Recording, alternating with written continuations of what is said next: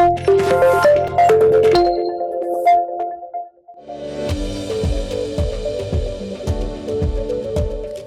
అండి, నేను డాక్టర్ లక్కిరెడ్డి కిరణ్ కుమార్ అండి, senior international cardiologist, owners heart institute, Champapet, Hyderabad. Heart attack కి, హార్ట్ ఫెయిల్యూర్ కి, కార్డియాక్ అరెస్ట్ కి డిఫరెన్స్ ఏంది? ఈ మూడు చాలా ఇంపార్టెంట్, గుర్తుపెట్టుకోండి. ప్రతిదీ ఒక టర్మ్, ప్రతి దానికి ట్రీట్మెంట్ డిఫరెంట్ ఉంటుంది.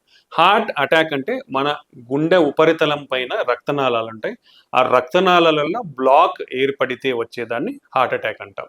సో దానికి ఇమీడియట్గా ఈసీజీ ద్వారా కనుక్కోబడుతుంది. దెన్ దాని ట్రీట్మెంట్ ఇమీడియట్గా బ్లాక్ అయిన గుండె రక్తనాళాన్ని ఓపెన్ చేసి స్టంట్ వేయడం ద్వారా వాళ్ళ ప్రాణం అనేది నిలుస్తుంది, వాళ్ళకి రిస్క్ అనేది తగ్గుతుంది. ఇది హార్ట్ అటాక్.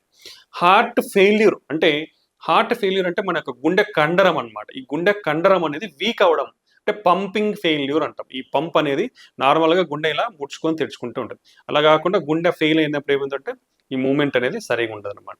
ఇది హార్ట్ ఫెయిల్యూర్ అంటాం. అంటే మన బ్లడ్ని బాడీకి సరిగా పంపు చేయలేదన్నమాట. దీన్ని హార్ట్ ఫెయిల్యూర్ అంటాం. దీనికి చాలా రకాల కారణాలు ఉంటాయి. ఒకటి హార్ట్ అటాక్, లేదా చాంబర్స్ అనేది ఉబ్బిపోవడం, లేదా హార్ట్లో ఉండే వాల్ ప్రాబ్లమ్స్ వల్ల ఉండొచ్చు.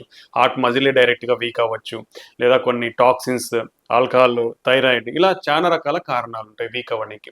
సో దానికి కనుక్కొని దేని వల్ల వీక్ అయిందని కనుక్కొని మనం ట్రీట్మెంట్ ఇవ్వగలిగితే వాళ్ళు ఇంప్రూవ్ అయ్యే ఛాన్స్ ఉండొచ్చు.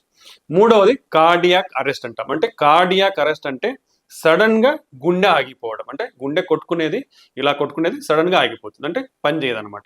దీన్ని కార్డియాక్ అరెస్ట్ అంటాం. దీనికి కూడా చాలా రకాల కారణాలు ఉంటాయి. హార్ట్ అటాక్ వల్ల కావచ్చు, high heart rate abnormal heart attack, ventricular tachycardia, ventricular fibrillation అంటాం.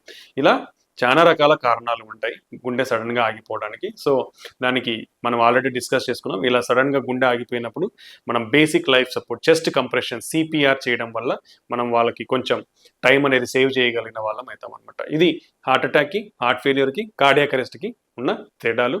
దీన్ని తెలుసుకోండి. ప్రతిదానికి డిఫరెంట్ ట్రీట్మెంట్ అనేది ఉంటుంది. కాబట్టి ఎవరైనా ఈ డిఫికల్టీస్ కానీ ఇలాంటిది ఉంటే మీ దగ్గరలో ఉన్న నమ్మకమైన కార్డియాలజిస్ట్ని కన్సల్ట్ అవ్వండి. దాని ద్వారా కరెక్ట్ అయిన సూచనలు, సలహాలు తెలుసుకోండి. థ్యాంక్ యూ అండి.